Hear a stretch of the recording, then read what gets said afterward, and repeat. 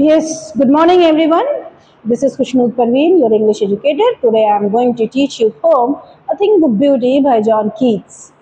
This poem is in your class 12th course and from the book Flamingo's Poetry section. This poem is by John Keats. Living of John Keats was 1795 to 1821. He was born in 1795 in England and died in 1821 in China. He was a British romantic poet. He belongs to the school of Romanticism along with the John Byron and P.B. Shelley. Though he was trained as a doctor, but he dedicated his whole life to English poetry. His poetry is known for his sensuous imagery and deep appreciation of beauty. He believed that beauty is the ultimate truth. Sadly, he died at the very young age, at the age of 25, due to tuberculosis. But he left a lasting legacy in English literature. Right? This poem is a part of. This poem is an excerpt from Keats' first epic poem, Endymion, a poetic romance, was published in 1818. This poem is based on a Greek legend. The story follows Endymion, a beautiful shepherd and a poet who lived in Mount Latmos. He had a vision of Cynthia, the moon goddess, and wandered through the forest and ceased to find her. The poem celebrates enduring power of beauty to uplift the human spirits. Right? Getting my point? The central idea revolves to three things, three concepts. The first is everlasting joy. That beauty provides joy, endless joy that never ends. It is not temporary but perpetual. The second, nature provides healing.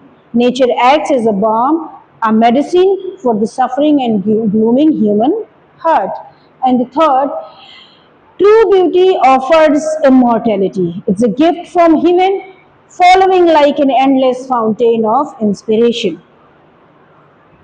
Our learning roadmap is, first of all, we'll do stanza-wise text and word meaning, then detailed explanation and paraphrasing, and the third, identification of poetic devices. The stanza 1. Let's begin with the stanza 1, the opening line of this stanza. Let's read this. Please read this stanza here so that you can connect. A thing of beauty is a joy forever. Its loveliness increases. It will never pass into nothingness, but will keep a bower quiet for us, and a sleep full of sweet dream and health and quiet breathing. The opening line, the very famous opening line, establishes the idea of beauty is endless. It is timeless. Unlike the physical objects in decades, the joy we get from beauty never dies. Its loveliness never increases, it increases day by day. Right? The more we think about beautiful memories or objects, the more beautiful it becomes in our minds. It grows over time. Keats contrasts beauty with the material world. While wealth or status might disappear, the impression of beauty is permanent. It remains as a constant source of inspiration even when the object itself is gone. It will never pass into nothingness. Above a quiet, you can see at my left hand side, a bower is a shady, peaceful place under trees. Keats compares beauty to a shelter from the harsh heat of life's struggle. Just as a bower protects us from the sun, beauty protects us from the despair.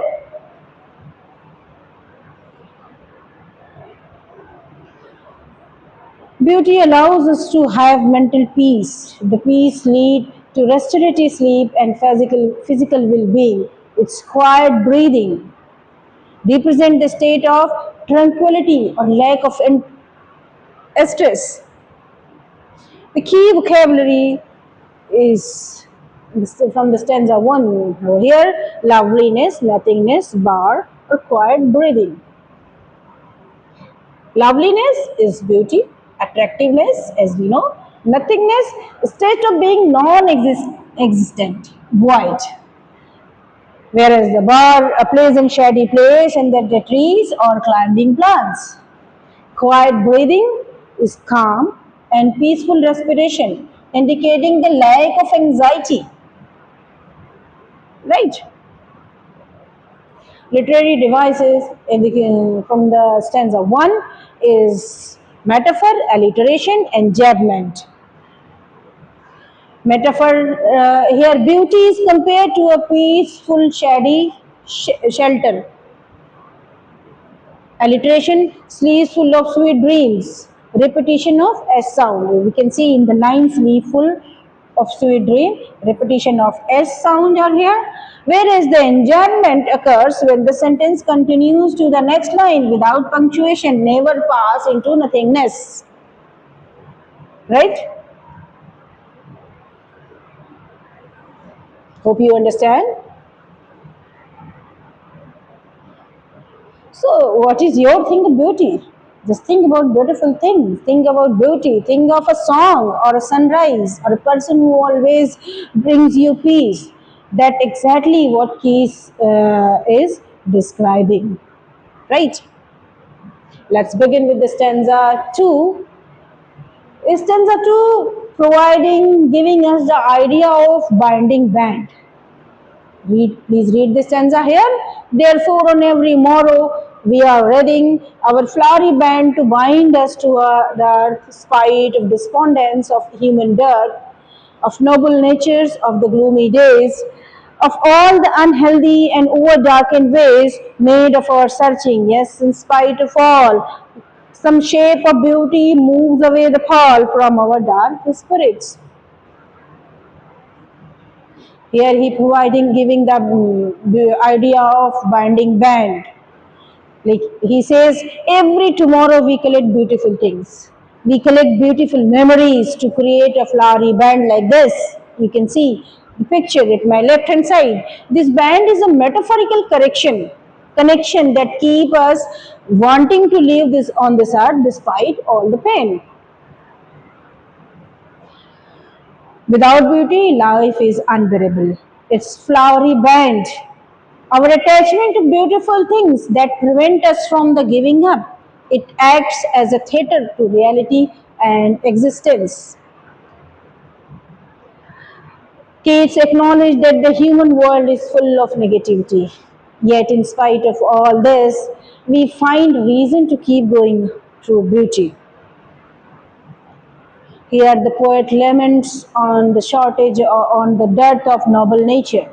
He says that human dearth or noble shortage of noble nature of truly good and noble people in the world. This lack of kindness make the world gloomy. Removing the pall is a dark cloth spread over a coffin. As you know, here it represents the shroud of sadness that covers our souls. Beauty has the power to move away the pall, letting the light of hope back into our dark spirits. Right? He says human often wander into wrong paths, filled with greed, malice, and suffering. We search for meaning in the wrong places. Beauty redirects us towards the truth. The key vocabularies from the stanza 2 are here: morrow, reading, despondence, dearth, and pall. Tomorrow, the following day is tomorrow. Right? Reading, weaving together or circular band like this, we can see. Despondence, depression of hopelessness, sadness, we can say. And dearth, shortage or lack of something. And pall, a dark covering gloom.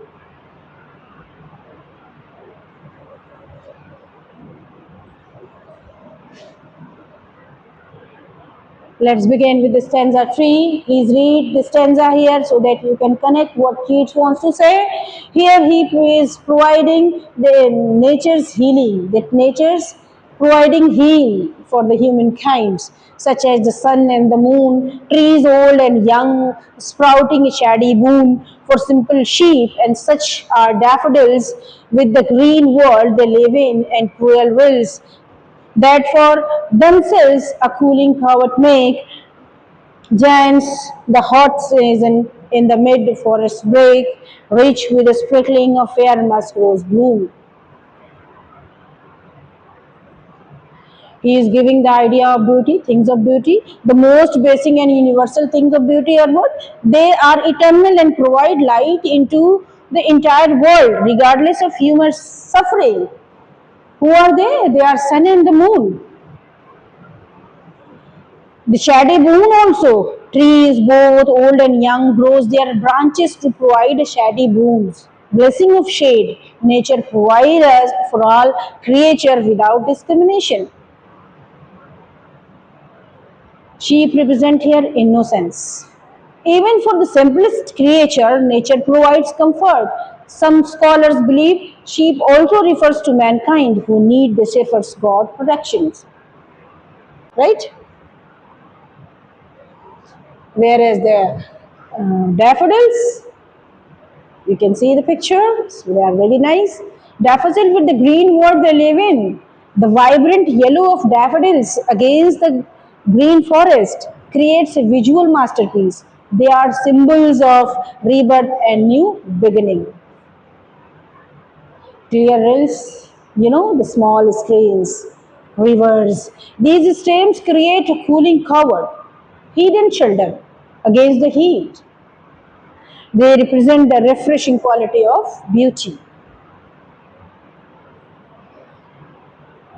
In the middle of the deep forest, where it might be dark and we find musk rose blooms, this signifies that beauty can be found even in the densest, most hidden part of life. Right? Break a thicket of a dense growth of bushes or ferns. A fair musk rose add fragrances and color to the forest. It represents the delicacy and elegance of nature creatures.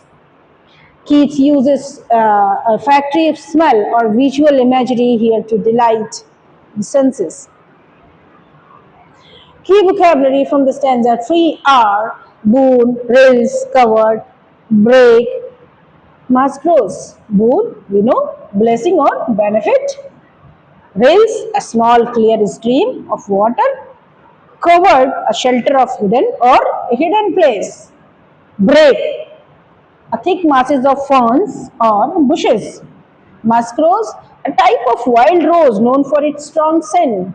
All these are the ingredients of beauty.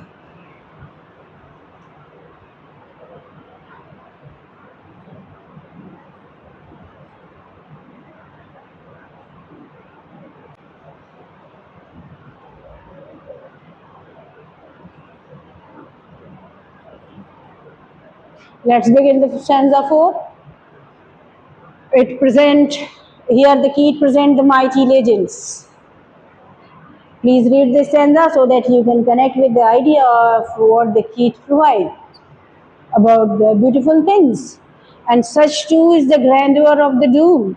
We have imagined for the mighty dead all lovely tales that we have heard or read, an endless fountain of immortal drink, pouring unto us from the heavens brink. The mighty dead, he is giving the idea of beauty is not just in nature. Only sun, moon, and small raised and flowers and flower events are not beautiful things.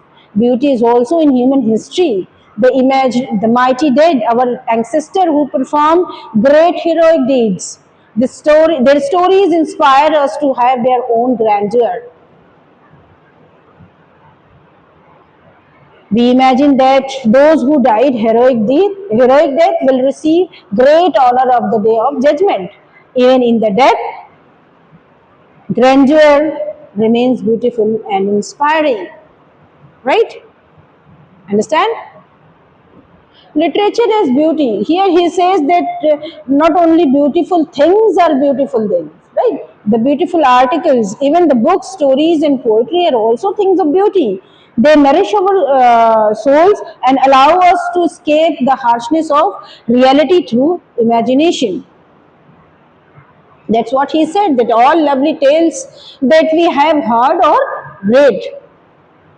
The endless fountain, Keats includes by calling beauty endless fountain of immortal drink.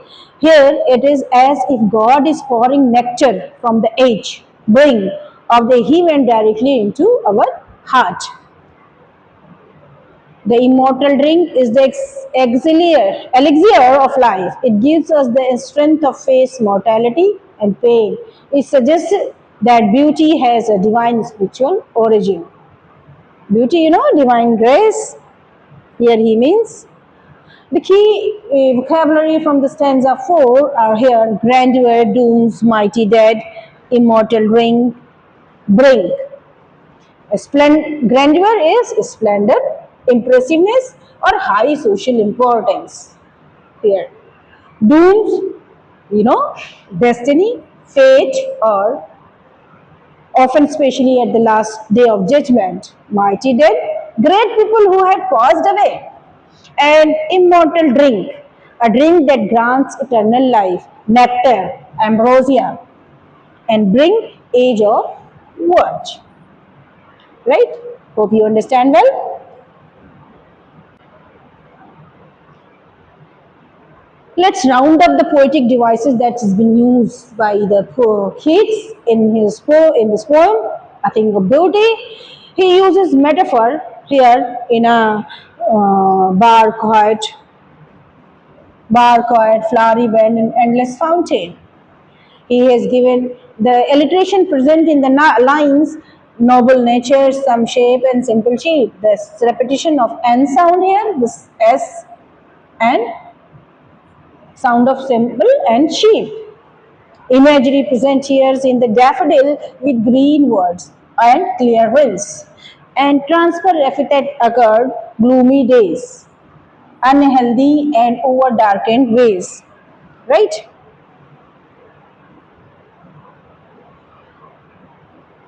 This is all about the poem, A Thing of Beauty.